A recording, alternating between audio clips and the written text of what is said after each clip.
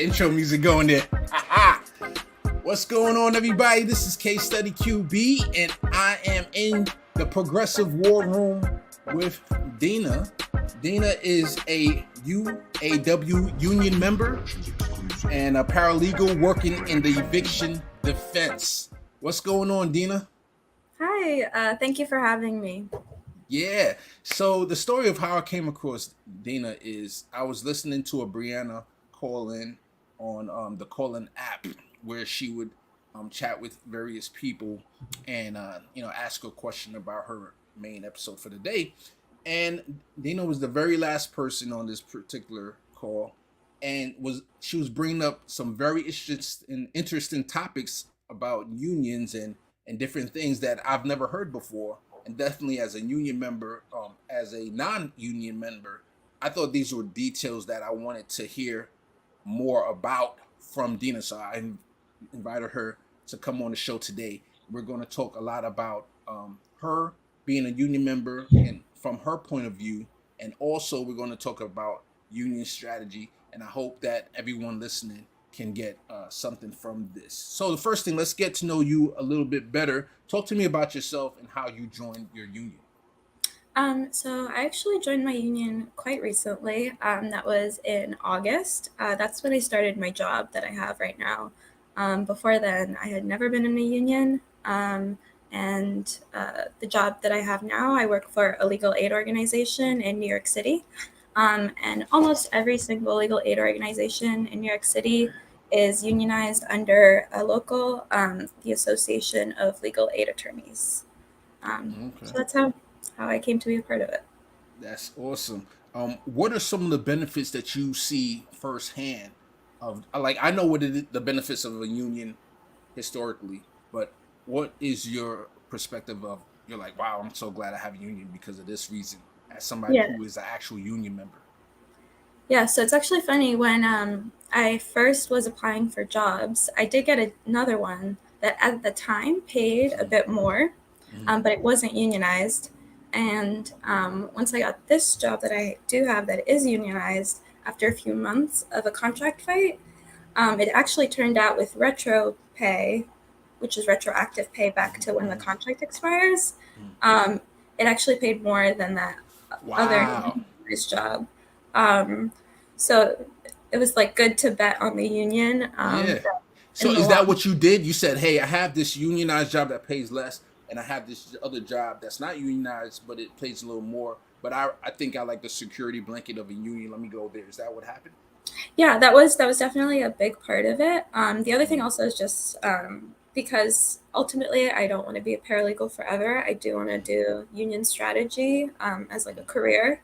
Um, and so getting that union experience was also important Mm-hmm. to me personally. Um, well, yeah, there's so many good things about having a union. Like one of the biggest to me compared to the job I had previously, which was working at a very fancy preschool for the 1% here Mm-hmm. in New York. Um, just having the security of being able to just say what you think and uh, being able to talk to your coworkers and really complain and say what you mean. Mm-hmm. You there's just there really is that solidarity, that camaraderie that happens, and there's I mean going through the contract fight, especially like it really is. It just feels good, like more than Mm-hmm. any sort of material Mm-hmm. benefit you get. It just feels so good and like so soul nourishing to be together with Mm-hmm. your coworkers and to be fighting for the same thing. Awesome. Let me give a shout out real quick to my buddy in the chat, Marco. Much love to you and good morning. Right back to you. So I want to ask you, what changes would you like to see at your job right now? And later on, I'm going to ask you about what if you were president, but as a worker, what would changes would you like to see? So at my current job, the big issues are really the pay and the workload. So The way that New York City has its legal service provider set up actually goes back to Giuliani. So at the time, there was actually only one big legal aid organization that was Legal Aid Society, which is like the org that I think Ole works for as a public defender. Okay. So Giuliani decided they went on strike, and Giuliani basically decided to break that strike and take the contracts that the city had with Legal Aid Society and sort of scatter them across a bunch of different nonprofits to disempower the union. Mm. Um, and so, because um, because so much of the funding for these nonprofits depends on contracts with the city, um, our pay and our workload has it's like as much as we can negotiate with our management in our shop. There's also an aspect of it where the city really is one of the people or one of the parties in the negotiations that actually has a lot of decision making power.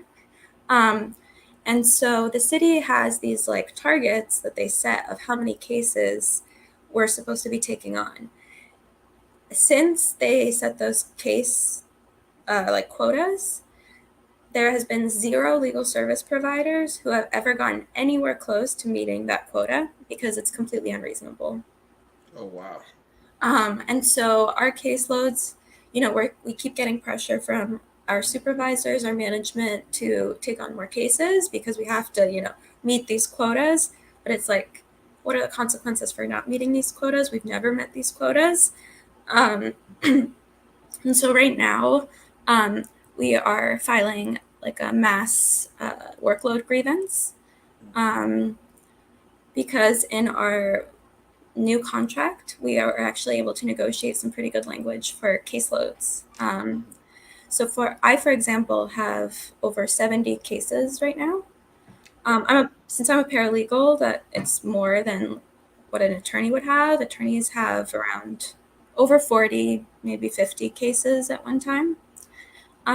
Some have more. And so that is really a big thing.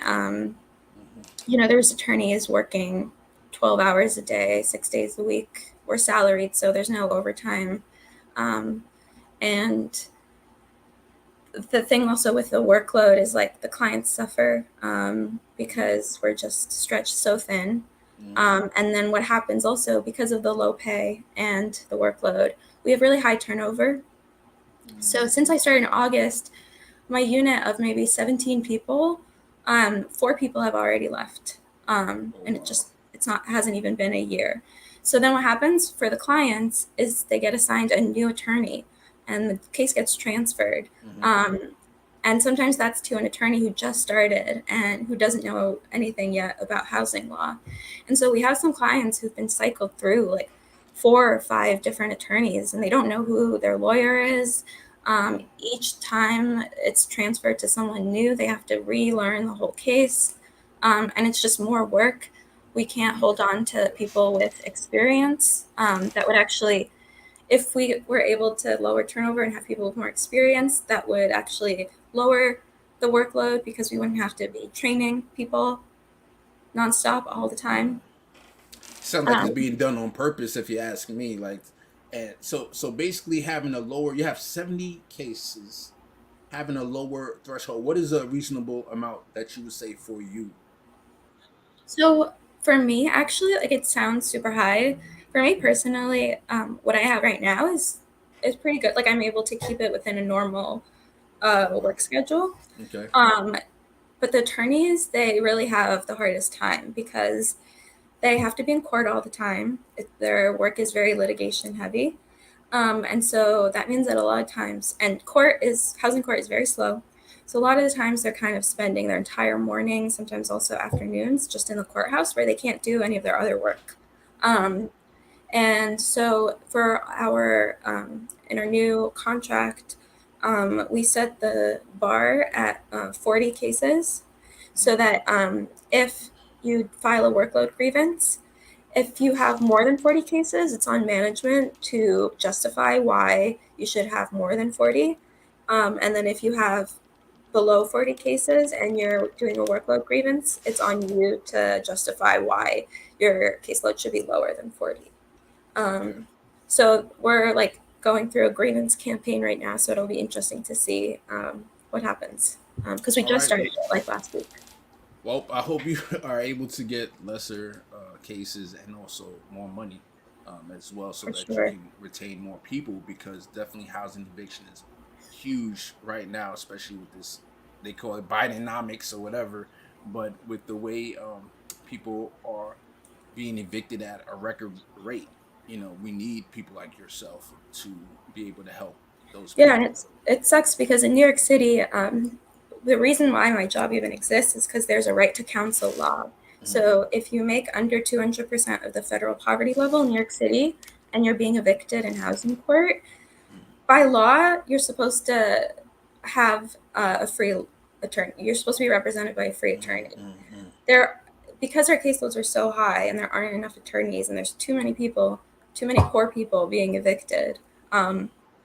That's not happening. Oh We man. can't take every case that we see. Yeah. Some the ones that we can't, we give them brief advice, brief legal advice, but then they're just on their own.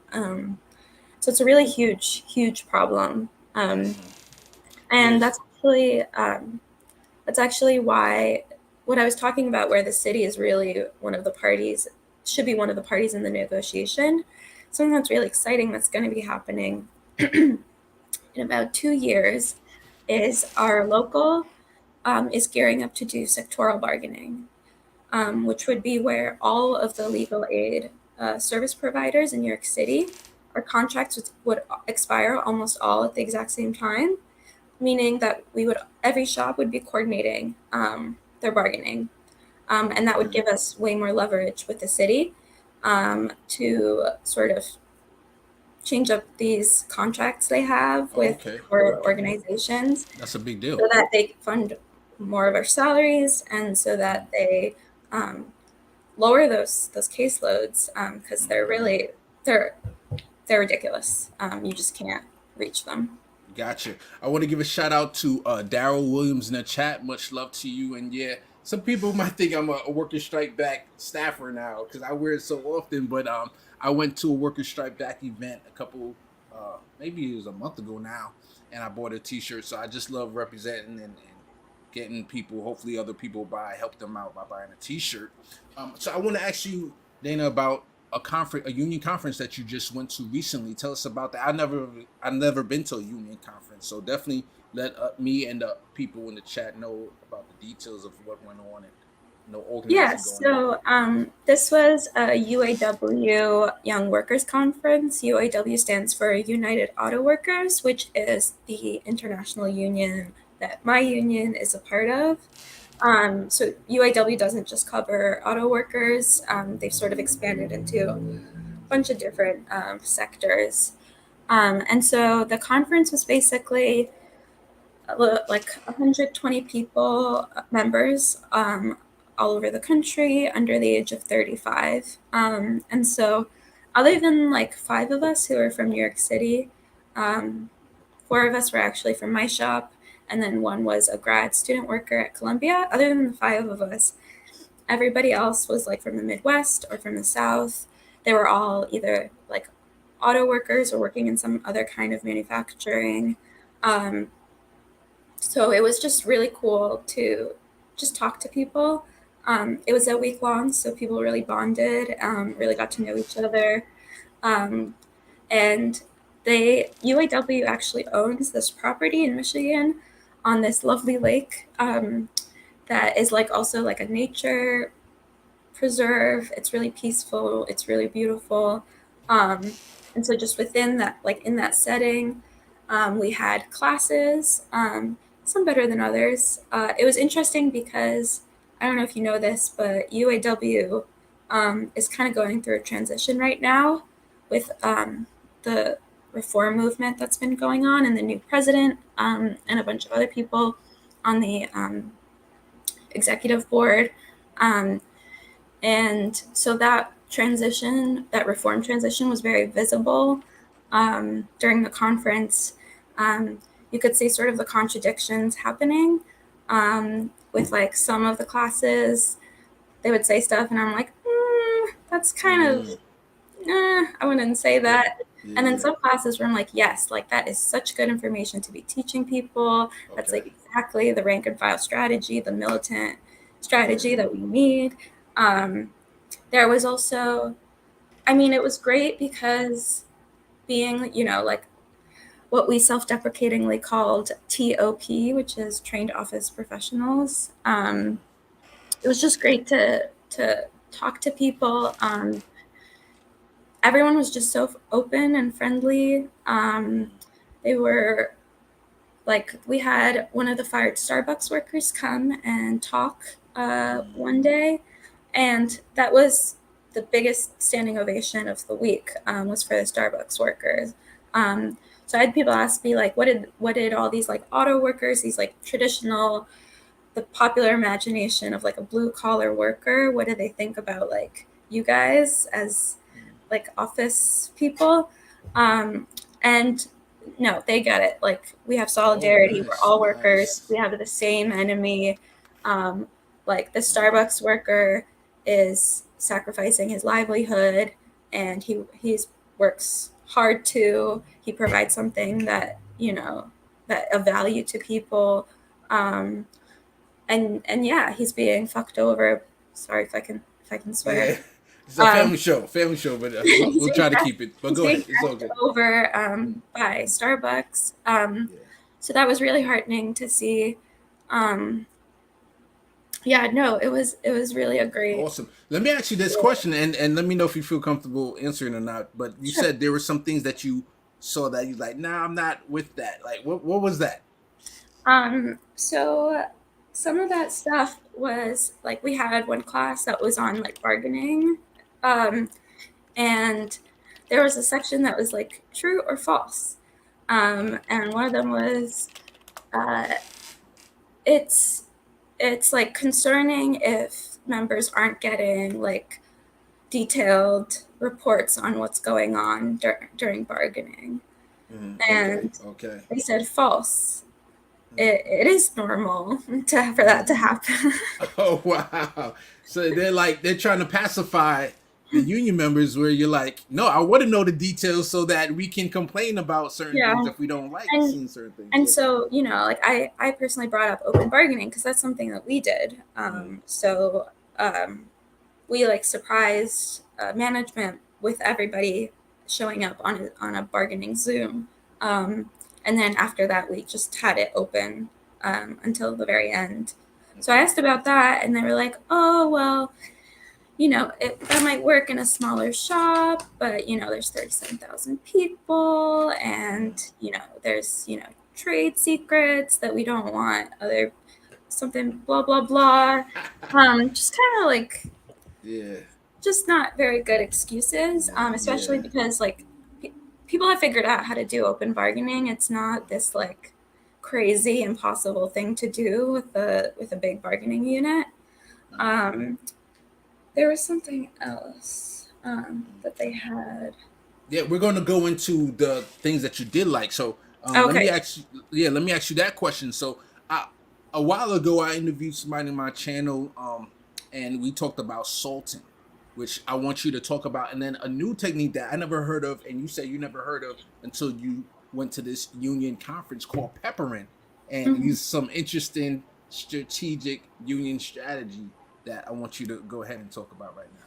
Yeah, so salting is when someone, basically an organizer, goes into a non unionized workplace or it gets a job there. And then, as a worker in that workplace, organizes a union, organizes their coworkers to form a union. Whereas peppering is basically the same idea, but you're going into a workplace that's already unionized, and you're trying to sort of take over and reform it, make it more militant, and follow a more rank and file strategy. Yeah, yeah. So I love those names, and I love the fact that, you know, we hear about COINTELPRO where the FBI will use agents to infiltrate different organizations, traditionally like the Black Panther Party and other civil rights organizations, so that they can find out how to break up people who are unionizing and organizing for the people. While this is the unions flipping that and saying, okay, we're going to try to infiltrate jobs that's not unionized yet and see if we can find out how to unionize those jobs. And then I like this new technique that I just heard about, peppering, where we hear about corrupt unions, people that they have bad elections that are rigged, and give the Mhm. power to the union presidents who then collude with the corporations to pacify the workers. So those are the organizations that need peppering to, you know, so that they can motivate the union members, to be more militant, because that's how you get more change. All right. Yeah, and it's really important right now. These reform movements within these like historic big unions is insanely important because as much as we love, you know, independent unions and things like that, they just do not have the resources and the leverage that these huge unions do. Mm-hmm. And so being able to take over those unions and have that enormous leverage and have all of those resources um, is incredibly important. So that comes to my next question. If you were your union president, the head of the union, what strategies were you focused on? What would you do as union president? Yeah, so we actually do have a new union president. His name is Sean Fain, and he was elected on a reform slate. And sorry. No worries. So he was elected on a reform slate with a bunch of other people who were like regional directors and the secretary of treasury and all that kind of stuff. And so the reform slate, they were elected on, they had a program with 3 points, which was no tiers, um, no corruption, and no concessions. Um, so all of that I think is really great. What I've been seeing from the new leadership has been really good. Especially like at the conference itself, there were two regional directors who were speaking there and we're kind of having like a roundtable discussion. Um, and very much, especially because it was a young workers conference, there's very much this like, you know, the old guard, you know, they have experience, they have wisdom, but also like it's our time, we're taking over, we're going to change things, we're going to do things in a new way, we're going to be aggressive. Mm-hmm. um, so yeah, I mean, right now the big three contract negotiations have just started. So that's with Ford, GM, and Chrysler. Okay. Super, super important negotiations. This will be the first with the new leadership. And it will probably also be happening around the same time that UPS is going to be on strike. Um, and Okay. so the Teamsters new leadership, Sean O'Brien, and UAW new leadership, Sean Fain, together, very, very good. Awesome. I definitely approve. Awesome. um, Awesome. yeah. Yeah. So let's talk about some of the things. If some of the issues that you had with labor journalists. Let's go into that a little bit. And one of the things I remember you were talking about on the Brianna debrief call-in, that you said some journalists, labor journalists, they were celebrating too early. They were celebrating tentative agreements too early, as if it was a win. And what can happen is, because everyone's saying, "Oh, we came to this tentative agreement," okay, you can pack it up and go home. All the energy or the excitement around that. Like, I think the Rutgers might have been an example of that. Yeah, no, Rutgers is my Mhm. go-to example because so they went on strike, and then the leadership of their union came to a tentative framework, um, which isn't a real thing. Like I had never heard of a tentative framework before. You can reach a tentative agreement, which can be, you know, voted on by membership and then ratified. Tentative agreement is non-binding. It's just a promise you get from management that like we'll we'll keep trying. We'll keep bargaining in good faith. Um, and so they called off the strike undemocratically, unilaterally. Um, and then after that happened, they, would go on to Twitter and post about how, like, shame on management for, now they're dragging their feet again. Even after the contract was ratified, Rutgers wasn't giving them the back pay that they were owed. And for some reason, the union, all they did was like pass around a petition for people to sign to demand that they pay them their back pay without, like, you can take legal action. Like, you have access to a labor lawyer. Like, this is illegal. Like, you should file something with the NLRB. So that there was a lot of stuff going on there. And I really, really do empathize with a lot of people who, everybody on the left or in the labor movement generally, like, we're desperate for wins. We're desperate for something good to happen, for us to win a fight. And I definitely understand that. But I also think there always we have to be realistic, and also be honest. You have to clarify the fight. And so, like, I really do remember when they announced the tentative framework, everybody was like, strikes work, and it's like, the strike isn't over yet. Yeah, exactly.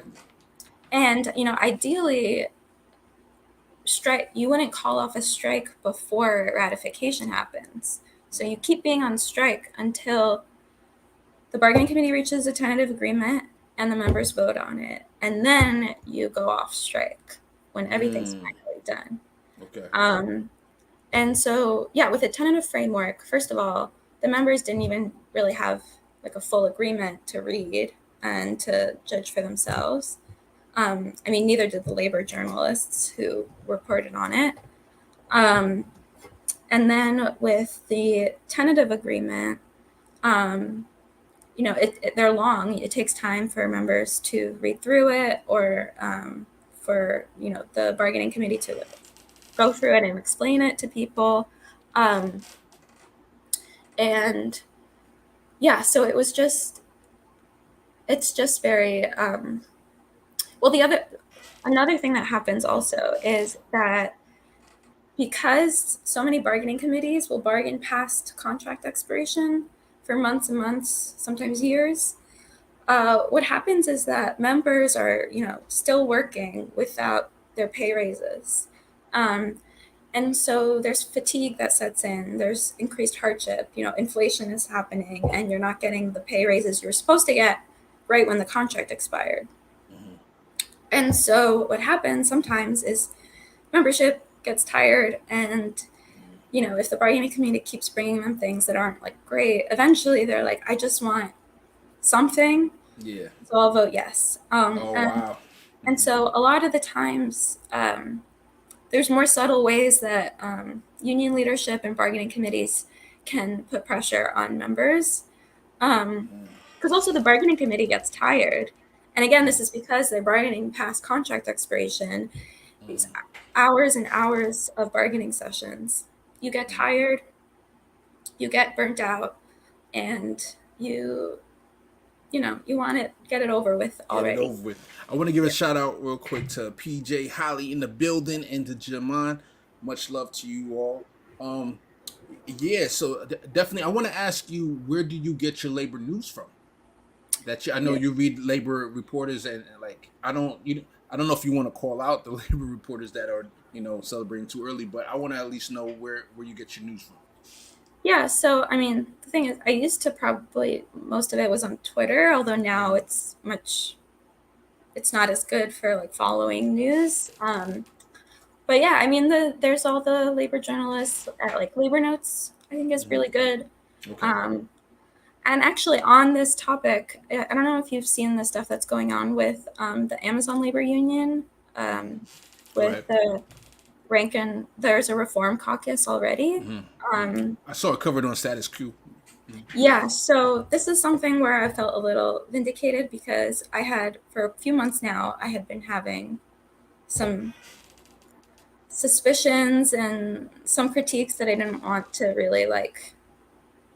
I didn't want to be, anti-solidaristic, especially like as an outsider.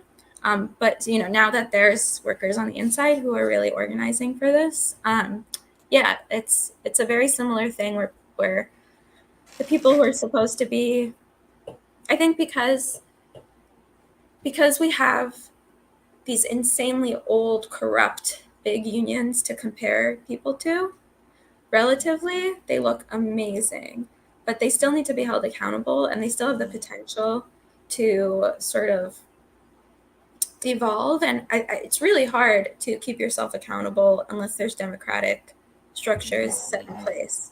So that's kind of what's happening with the Amazon union. I'm sorry, I forgot what question you asked. No, we were talking about labor, where you got labor news Oh, from. right. Yeah, so a lot of it I get from, labor notes, just random union members on Twitter Yeah. also. Let me ask you this question. What would you like to see reported on from labor reporters more? What would you like to see them emphasize? Um, what would I like to see emphasized? I don't know if I have anything specific that I would want to be emphasized. I just think that there needs to be more of like just in the back of your head, like a sort of critical lens. Sort of, I think a lot of times we have blind spots for when people or when we use authoritarian means for good ends. It's really, really hard to see that, like, while you're in it, that you're doing that and you're acting in a way that's quite authoritarian. Yeah. And so I think just whenever, for me, the like red flag with the Amazon labor union before all this reporting had come out was that I knew that like Chris Smalls is like the interim president. I was And then, thinking the same thing when I was watching Status Quo. I was like, I remember him always saying, "I'm the interim president. I'm the interim and president." then, So and then, go ahead. there's how long has it's been over a year, right? Like that Well, there I has heard been, that drop though. I hear him saying now he's the president. So I'm yeah, like, was there an exactly. election? And there wasn't an election. All of this, and it turned out like, yeah, it was an issue. And now it's being covered by labor journalists. So things like that, I think are really important. And it's very similar to the same thing as what happened at Rutgers. Like, you see leadership calling off a strike without a member vote, and only because they have a tentative framework. That should be like immediately in your head, like, oh, like I need to investigate this. I need to figure out what's going on. I need to talk to members who are not in leadership, who have issues with that, and hear what they're saying. Because I was talking with random members on Twitter too, and there would be meetings where the leadership would give them like 15 minutes to ask questions, and that wasn't nearly enough time. One person I talked to was blocked by the official union Twitter account, um, Wow. because she was like respectfully criticizing them, Okay. as a member of that union. Yeah. Yeah. Or I actually commented on one of their posts, very respectful, mild criticism. They hid my reply. Oh wow. So it's just weird stuff like that. That's Yeah. also really odd. I mean, with the Rutgers Union, it also seems like there's kind of like a clique at the top that's kind of running things. And there's sort of interpersonal toxic dynamics, which obviously are not like relevant to everybody. Like labor journalists don't need to be covering these like weird personal interdynamics for the public. But yeah, I just feel like there were definitely enough red flags that there should have been some more critical thought about it. And Marco, I saw your question. So towards the end of the when I'm done with all my questions, I'm going to ask you a question as well. And we're going to wrap it up with talking just straight strategy. So the next question I have for you: what would you like to see from left media? Like we have a CNN and MSNBC, Fox News. I clipped the other day Lawrence from Fox News talking about how people should negotiate their contract individually, and only if you're if you're a Tom Cruise kind of person, of course you're going to get a good contract if you're negotiating it individually. But the whole point of collective bargaining is all the people at the grassroots, people who aren't big superstars, to at least get a certain amount of pay so that they can continue to try to get to that level. So I want to ask you, what would you like to see more coverage from leftist media? Um, hmm. Let me think about that. I I think just honestly, like more from the perspective of rank and file. Okay, more So exposure. Go ahead. more exposure. I think also talking to, um, especially like people who are trying to reform their unions. I think they always have the most interesting things to say, and they're really doing that work that needs to be done. If you are just someone who, just a union member who sees that like their union sucks, and yeah, I mean,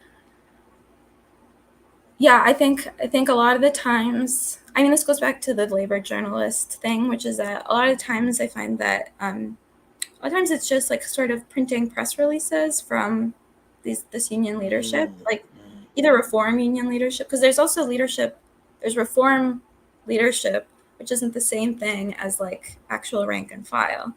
Um, and so you sort of get the thing where if you remember the railroad strike with AOC, and the justification was that there's some reform caucus that told her to vote to break the Yeah. strike. Um, so yeah, I think that's another thing also for left media to think about, which is like kind of the difference between populism and leftism. So, like unions and labor is inherently populist. It's not inherently leftist.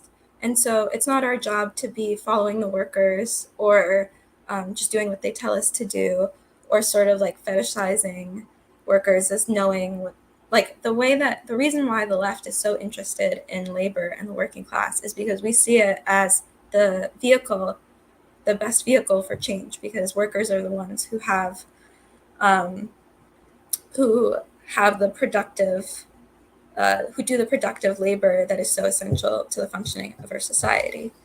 Um, and so it really is our job as leftists to, like what Workers Strike Back is doing, which is to not just help workers organize, but also to radicalize them, to raise their consciousness, and to really empower them to empower themselves and each other. Organizers are, the job of an organizer is to create more organizers. The job of a leftist is to create more leftists. So yeah, I think definitely holding up, the most militant, the most radical parts of all these unions and all of these union fights. Cool.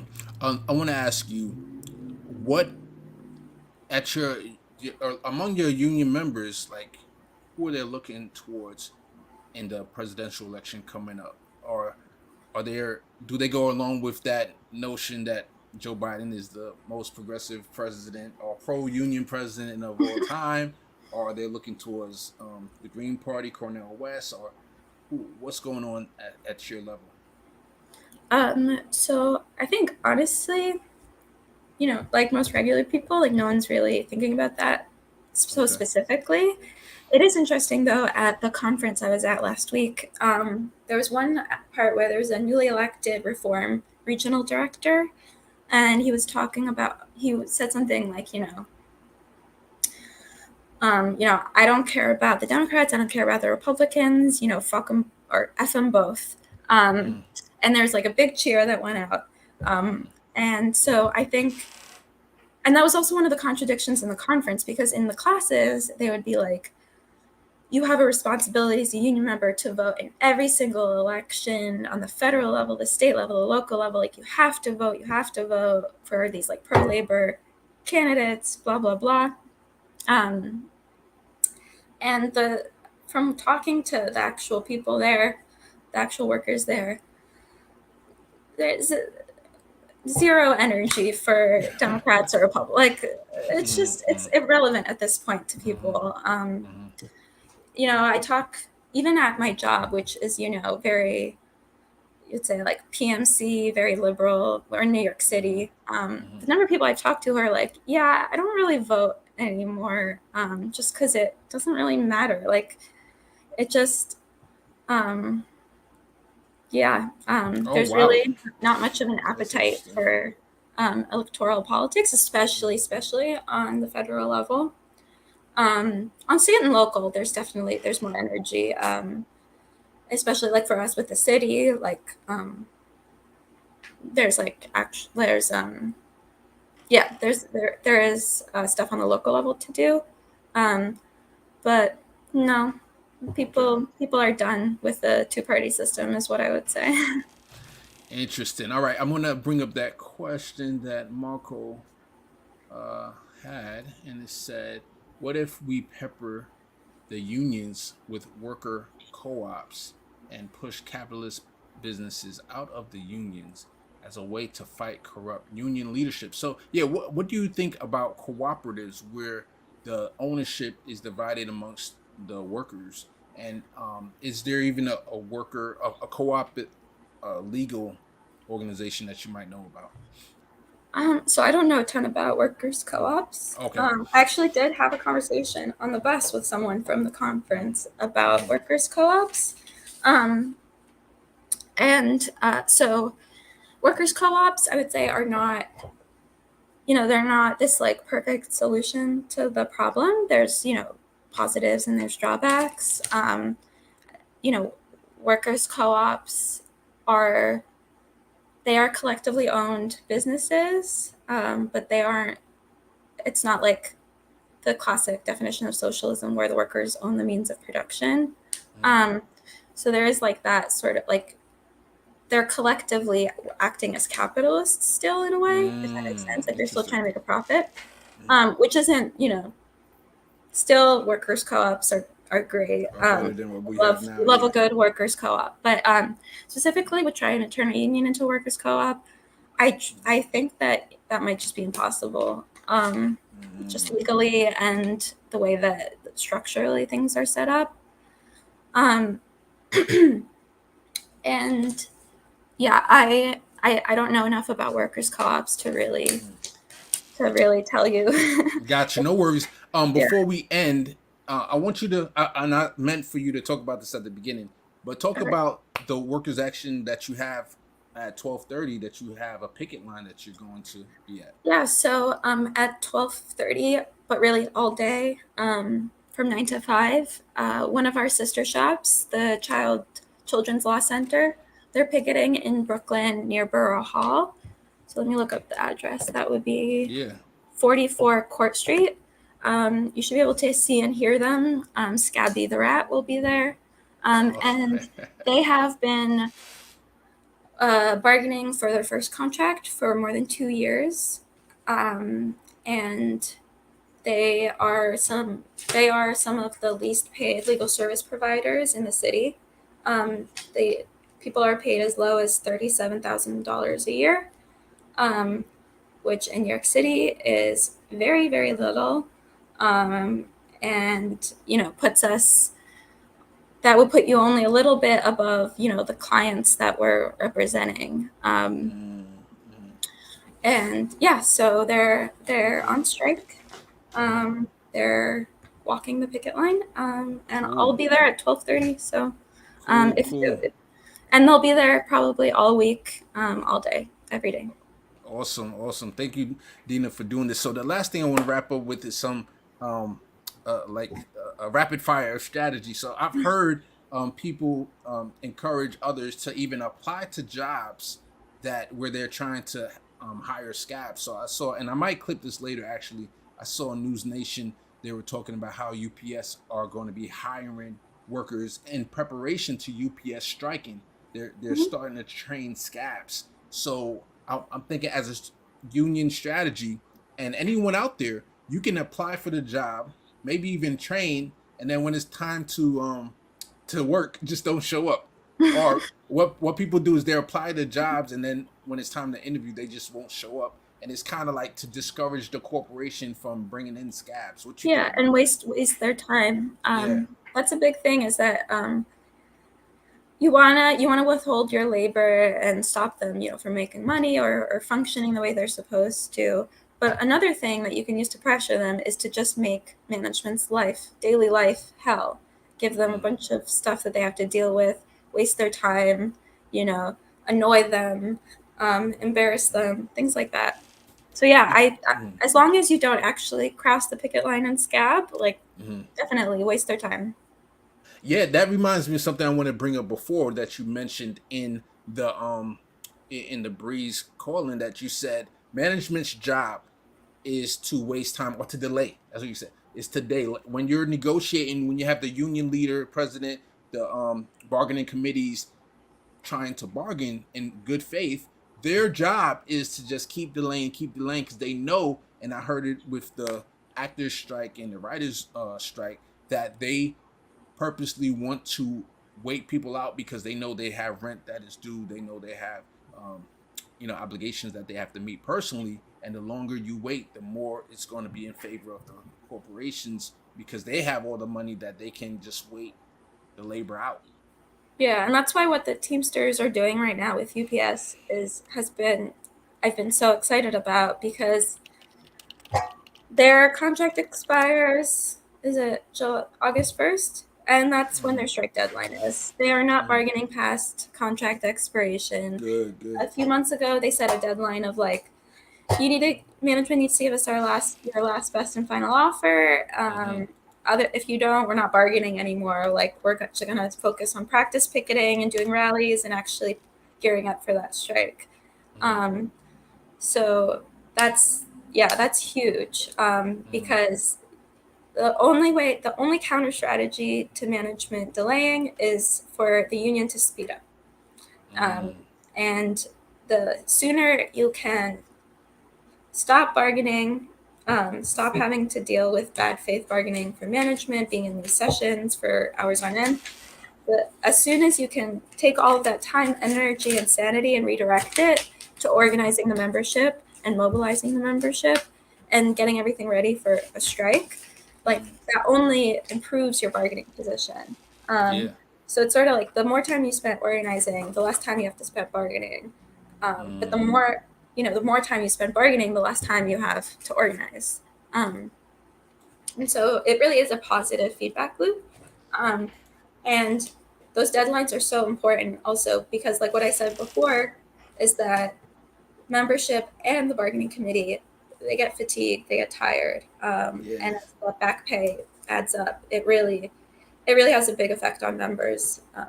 One last question I have for you: have you ever seen or heard of unions, a union organizing within a union? We talk about peppering, but Mhm. like in cases of where the leadership, whether nefariously or purposely or not purpose, that they go along with, oh, we have a tentative framework, we have a tentative agreement. What if there was a radical union caucus within the union that's organizing that when something goes wrong, something that they don't see that's democratic, like we talked about earlier, Mhm. happen, that they can bring together 40, 50, depending on the size of the union, to just come together and complain about that in unison or take some kind of action. Have you ever heard of anything like that? Yeah, I mean that's what these reform caucuses are. Like they really are just a group of members who have, Okay. they have a program, like they have something that brings them together and they do actions. Like the one in UAW, which is Unite All Workers for Democracy, UAWD.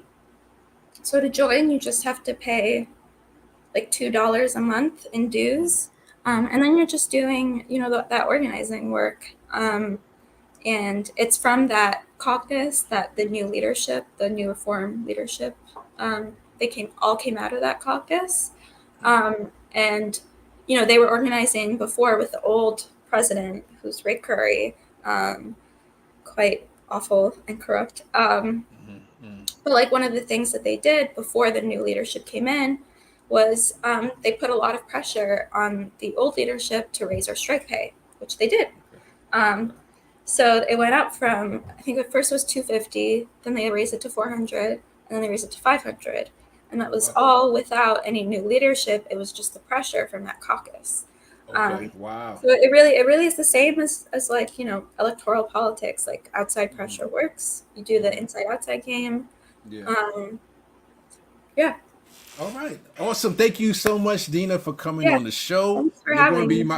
you're going to be my go-to person for like leader union questions and news, and so look for more emails from me, and I'm hoping to continue to organize with you and learn more from you and your experience working within a union. Any last words before I let you go? I don't think so. No. All right. Just if you don't like what your union is doing, there are tools to change it. I think Labor Notes, they have a workshop every few months. I think it's called something like "What to Do When Your Union Breaks Your Heart." Okay. So if that's going on with anybody who's listening, that's a great resource Okay. to maybe start your own caucus. There we go. All right, there it is. Thank you so much for coming on the show, and thank you everybody. The Jam On.